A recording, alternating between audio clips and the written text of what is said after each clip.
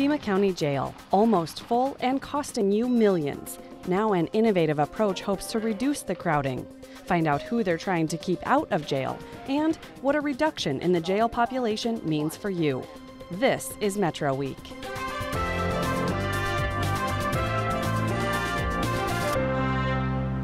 The Pima County Jail has room for almost 2,400 inmates, and it's nearly full every day. It costs taxpayers $66 million a year.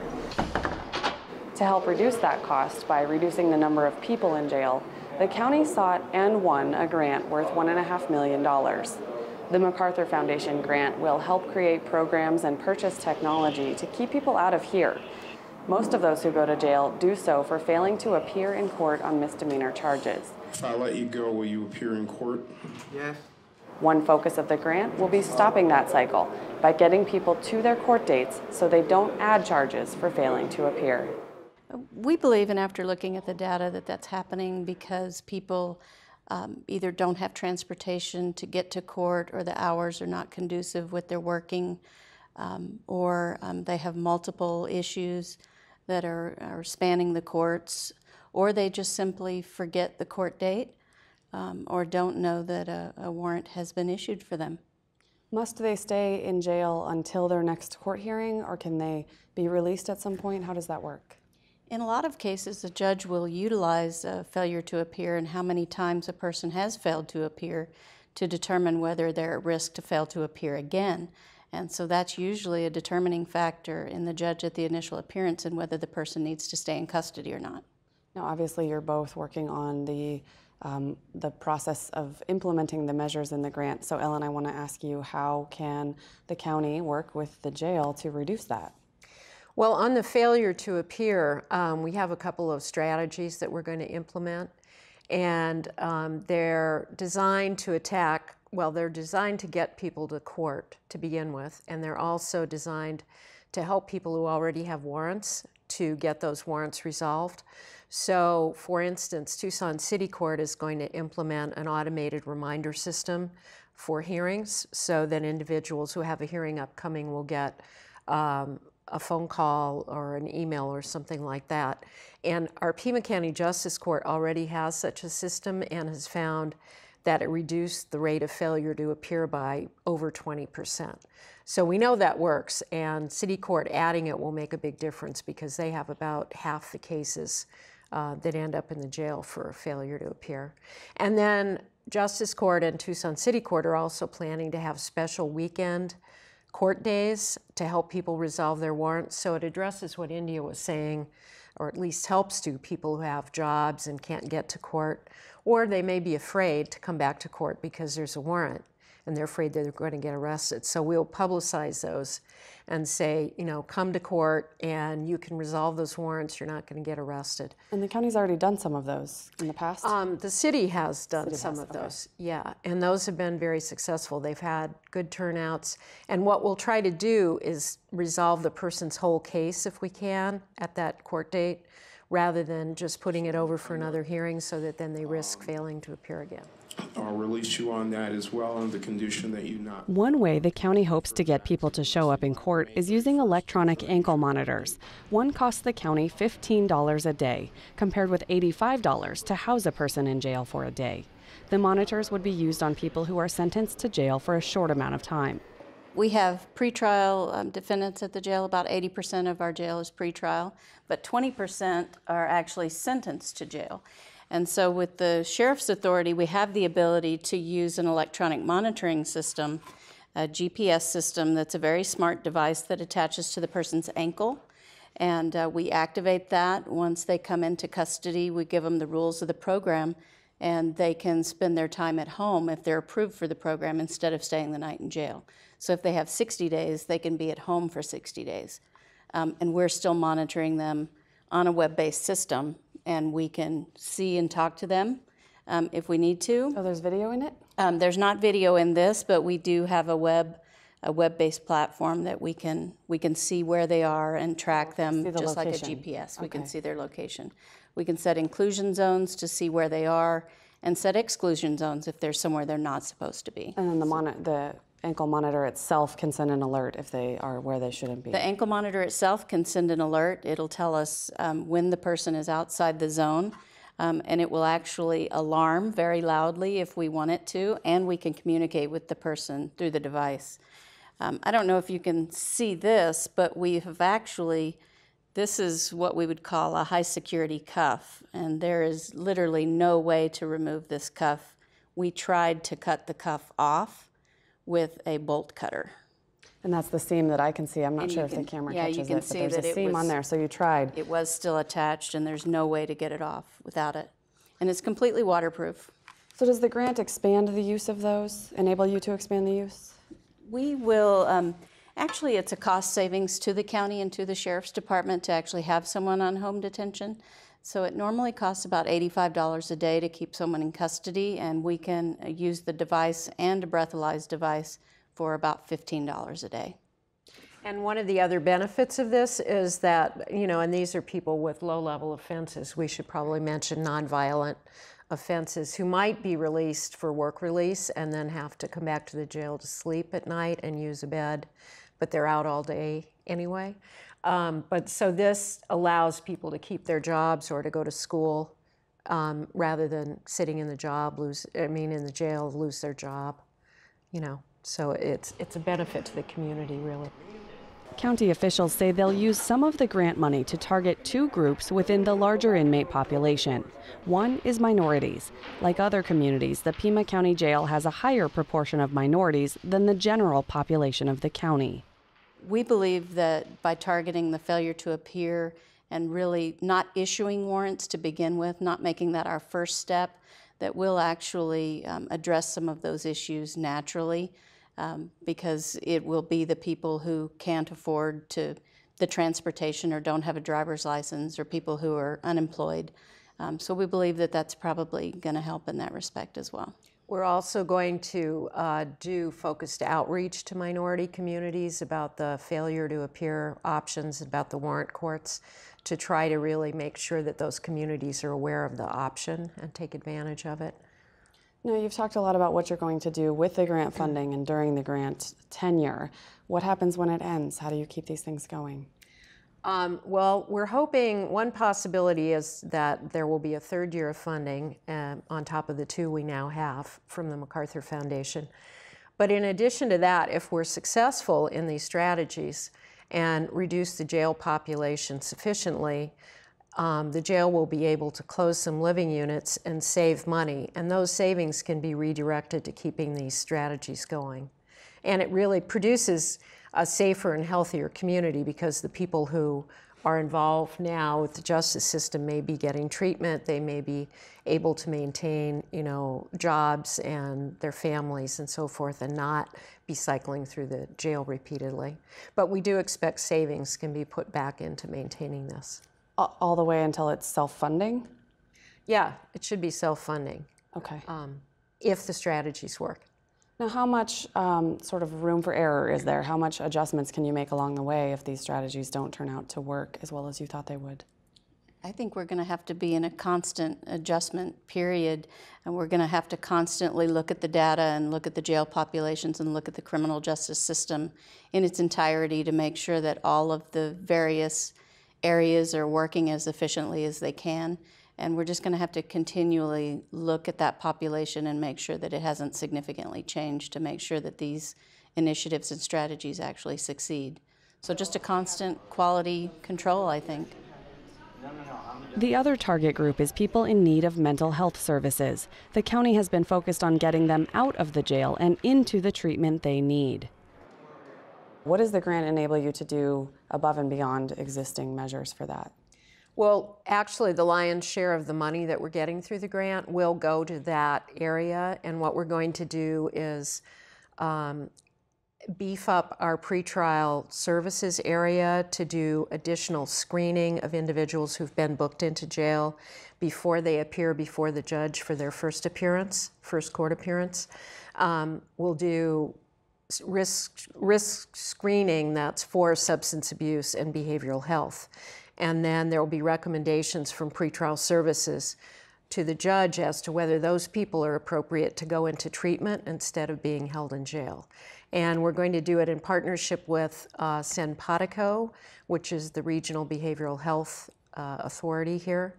And so the services will be paid for through access funding largely.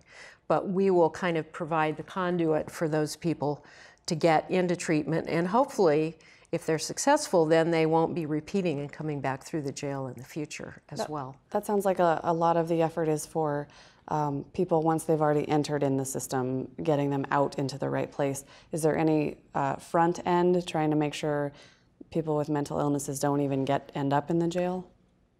Simpatico is doing quite a bit already to working with law enforcement to ensure that there are diversion opportunities and treatment opportunities, non-crisis and crisis intervention and diversion models for law enforcement. So they're already doing quite a bit of that.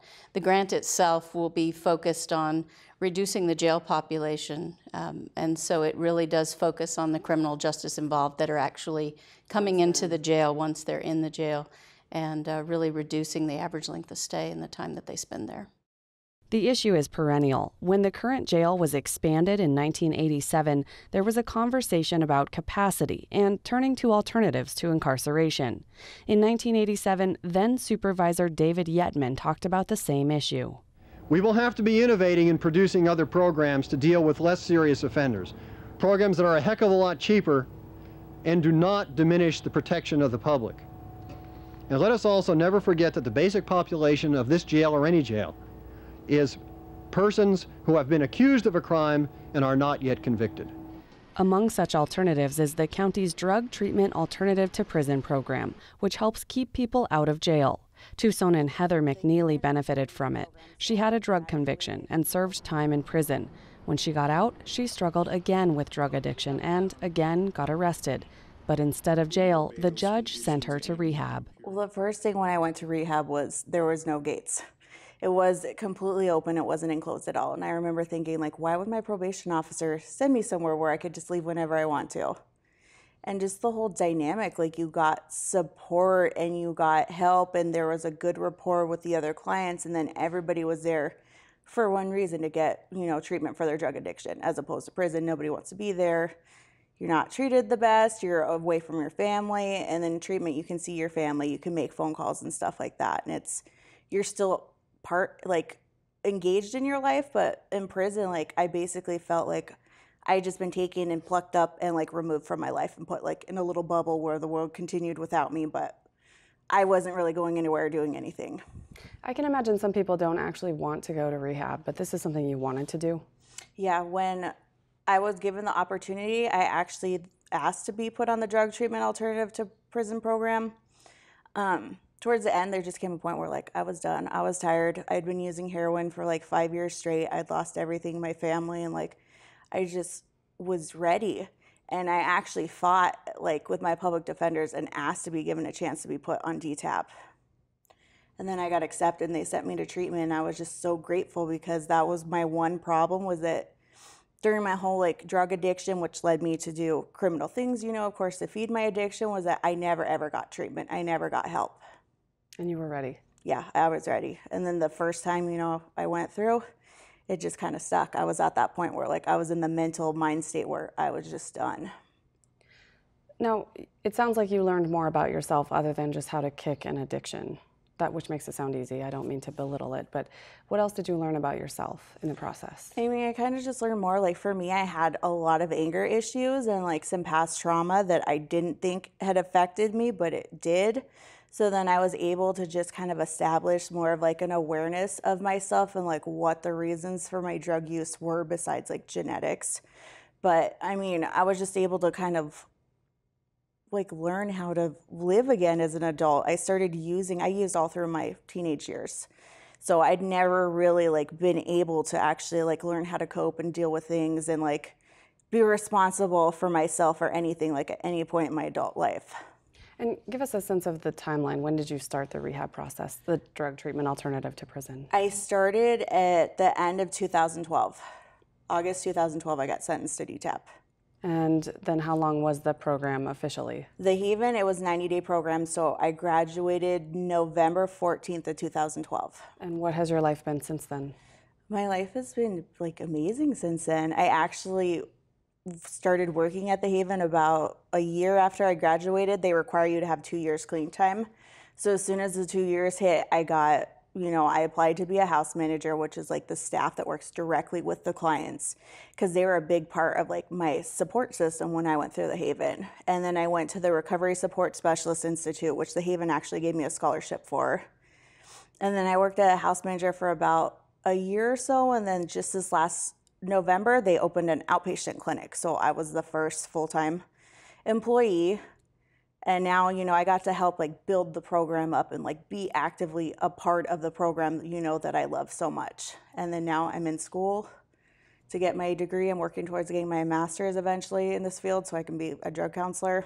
What's your day-to-day job like? My day-to-day job is basically I facilitate groups, and then I handle the intakes, and then I do case management and just service plans, and then I do provide like peer support. So when the girls are having problems, I'll talk with them and help them work through it. All of which is support that you got when you were there. Yes.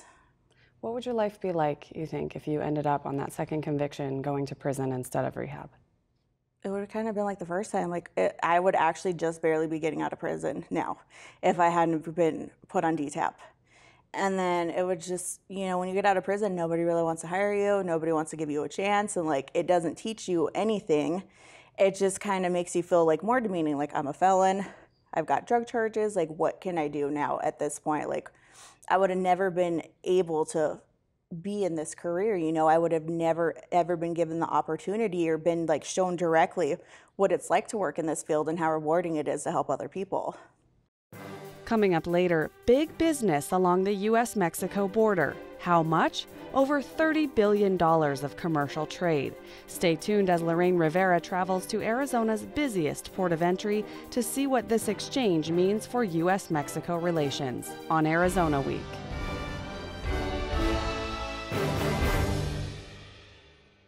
Now our Journalist Roundtable. Joining me in the studio are Patty McAlore of the Arizona Daily Star, Astrid Galvan of the Associated Press, and my colleague Nancy Montoya here at Arizona Public Media. Thanks to all of you for joining us. Thank you. And Patty, I want to continue on some of your coverage of prison inmates and some of the stories you've done over the years. Okay. But just this month, you did a story about a local Tucson company that's providing physical therapy to Arizona Department of Correction inmates. How did that all come to be? Oh, well, it was a couple of years ago. Simon's Physical Therapy, they're on the east side, they were contacted by the Department of Corrections because inmates at the Wilmot facility were being trekked up to Phoenix for physical therapy. And there were more inmates in need of services. And so apparently the Department of Corrections had called 7 or 8 other clinics, and they declined to have the inmates as patients. So at Simon's, Stacy and her partner, she's her business partner and also her life partner, they have a philosophy that anyone who needs medical help should get it, regardless of what you've done, what your background is. And so they said yes after consulting with the other employees who work for them. And it's gone really well. They've only had one regular patient who said, I'm not going to come back. Some patients were a little nervous about having somebody in an orange jumpsuit come in with, handcuffs and with a guard with them. They're always I was going to say, they have a guard. It's not like they're just having a free-for-all. Yeah. But what was really touching when I did the interview, and I included this in the story, but I don't know if it came across just how moving it was that one of the first patients that they had broke down and wept when the physical therapist started talking to him about his pain. And he said, it's been years since anybody's asked me how I feel. Wow.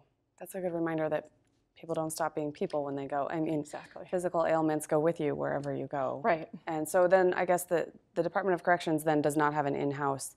That's why they contract out. They have to go somewhere else for physical therapy, no matter who the contractor is. Yes, that's my understanding, with physical therapy. Okay. And then other coverage you've done of the Arizona prison system, you reported recently that Arizona locks up more prisoners than other Western states? That's correct. So is that, I mean, we're doing a whole show here on alternatives to prison, so even as that kind of ramps up, we're still seeing inmate numbers go up. Right. Well, so Arizona is a standout in in the West, and well, a standout nationwide other than some states, southern states, as far as the number of inmates that we have incarcerated at any time.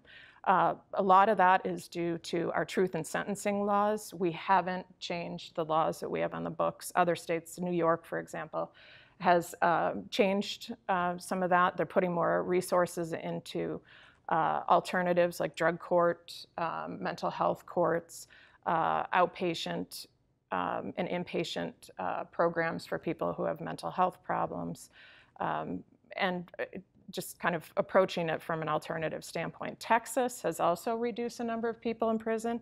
They were usually kind of our partner, so to speak, and they approached it primarily from a fiscal standpoint, that this is not good use of money. The recidivism rate is terrible, and we have a terrible recidivism rate. So that was one of my questions. When it comes to dollars and cents, what does that mean economically to the state of Arizona, and who's gaining from that? Right. I don't know anyone who's gaining from it, frankly. And other than the private prisons, possibly. Right. Right. So we put a tremendous amount of money into incarcerating people. And there are movements toward alternatives for that. I mean, certainly locally we have people who are, Mayor Rothschild is very invested in trying to help inmates transition back into re-entry back into the community better than we've done in the past, so that inmates don't recidivate. Yeah, but it doesn't really serve anybody. Except for the private prisons, that's true. Yep. You've also been covering social service agencies and nonprofits for a long time. So there's obviously a connection, we've heard, between mental health and imprisonment, and sometimes people going into that system instead of healthcare, right. And how they end up in incarceration. So I just wanted to ask you if, in your opinion or your impression as a reporter, if the supply of mental health services actually meets the demand of people who need it in Tucson. In a word, no. So my colleague Emily Bregel and I have been trying to research this slowly. We've chipped at it a little bit, and we're trying to look at, do we have enough services in the community to meet the demand as we try to approach lowering the incarceration rate by helping the people who are incarcerated who have mental health problems. And that's a tremendous number of people. They say more than 60% of men and an even higher percentage of women who are incarcerated have mental health problems. And it's compounded by the fact that many of them also have co-occurring substance abuse problems. So they've self-medicated, and they need new direction. So they go hand in hand. They go hand in hand. I'm going to switch topics to the border and Sure. go to you, Nancy. You reported recently that actually there are goods are shipped to Mexico through the Arizona ports of entry from every state in Arizona. All 50 states, that's absolutely correct. Is that once I got it out right, it's correct. Is that a sign that trade is actually on the increase, or what can we read from that? There really is, and I think one of the big factors is Detroit. Detroit is sending more parts through our borders down to Hermosillo. As you know, there is a manufacturing plant in Hermosillo. So Detroit ships car parts down there, they reassemble things, and then they ship them back through. And there's been a market increase in that. Also, what you're seeing is that the Mexican middle class is slowly increasing. And with that increase comes the need and the demand for more products. And where are they getting those products? Well, many of them are coming from all 50 states, and those are all going through our ports of entry. And we talk so often about things coming north through the ports, so it's interesting to hear about things that are actually going south through the ports. Absolutely. We get a lot of our fruits and vegetables from Mexico. Our winter salads, if you eat a salad in the U.S. in the wintertime, chances are that lettuce comes from south. Yeah. Well, how do you see Trump's candidacy and possible presidency impacting cross-border trade? I think the impact is more prevalent at the national level. I talked with the Secretary of the Interior, Claudia Mafus, probably a couple of months ago, And she did not mince words. She's not happy with Trump.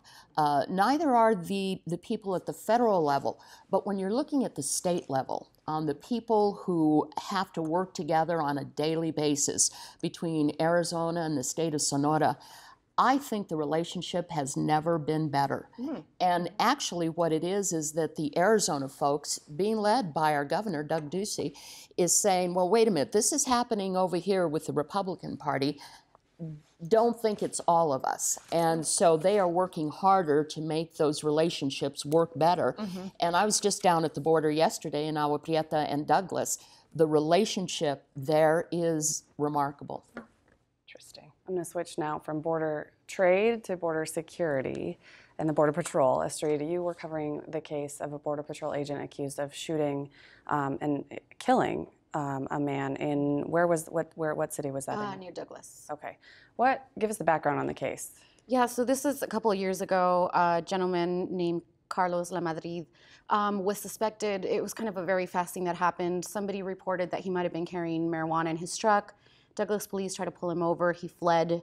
He fled toward the border and started climbing the fence over to Mexico when an agent fired shots his claim was that he fired shots at two other men at the border who were throwing rocks at him, large rocks that apparently almost hit his head. And so last month, a federal judge overseeing the civil rights case, the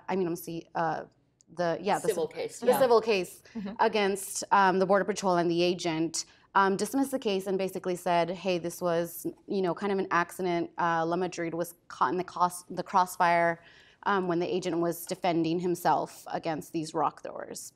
And so part of the defense of that was Bill Reisner, who was the defense attorney on that. And what Reisner said is that, first of all, Tidwell did not have a good line of sight when he fired. And also there were 4 shots that all hit Lamadrid in the back as he was fleeing, leaving, climbing up a ladder to go back to Mexico. And his contention was that, yes, and it was later learned that he did indeed have marijuana in his truck, but is that cause enough to give up your life? And so there was a lot of controversy over the decision by the federal court judge. And again, the decision was clearing the government of all wrongdoing in this case. Right, right. And as a sign that reporters really do wear a lot of hats, Astrid, I'm going to also ask you about some coverage you did this week about fire prevention. And obviously nobody wants wildfires, so you were border and wildfires. So what did you learn about fire prevention when you were out with crews? I learned that I've been camping wrong for a long time. That's what I learned. I bet all of us have. So what do we need to know? So typically when people camping, they think that to put out a campfire, they should throw rocks and dirt, and that'll kind of stop. And that's the opposite of what you should do, basically. Really? Yeah, because rocks contain heat. Can hold it? Yeah, it can hold heat. And so if the right elements come into place, a campfire that you think might have been put out could actually start again and catch other things on fire and start a wildfire, which, as fire officials keep saying, like, we don't have fire season anymore. It's all year long. And so we had a little demonstration that basically taught us that you need a lot of water to put a campfire out. And the Forest Service in Coronado National Forest at Sabino Canyon, they did a demonstration where they actually used a 5-gallon container to put out a pretty relatively small fire. And it took a while. And, it takes work, but it was good to see it. And I got a good video, and hopefully we'll get to put that out, that shows exactly the steps that you should take. You should actually dump water and kind of mulch it together, more water, mix it together again, and do this several times before the fire is actually put out. And are you supposed to actually check to see if it's still hot? You're hot? Supposed to use the back of your hand to put it over the fire, and if it still feels warm, you have to keep adding water and mixing the material. How close are you supposed to get, though? I mean, are you, how high is your hand to the fire? You don't want to burn your hand. Right. I guess if it's going to burn your hand, it's not out. Right. Okay. Yeah. I think you'll use your judgment to get it as close as you can without burning yourself. Okay. I know I didn't try. Oh, you didn't try. Okay. You didn't try to burn yourself. I didn't. Officials are also saying there were 15 unattended fires in the last few weeks. Did they give any context to whether that's normal or abnormal? We only have 30 seconds left. No. No. But it's just happening a lot. A lot of people just don't know and just ignore it, and they just walk away. So it creates a lot of danger. Well, hopefully we are not the only ones who just learned something about how to put out a fire today. Thank you so much for sharing that with us so we can all benefit, and thanks to you all for coming in. That's it for this week. As always, you can find other stories from the AZPM newsroom on our website. Thanks for watching.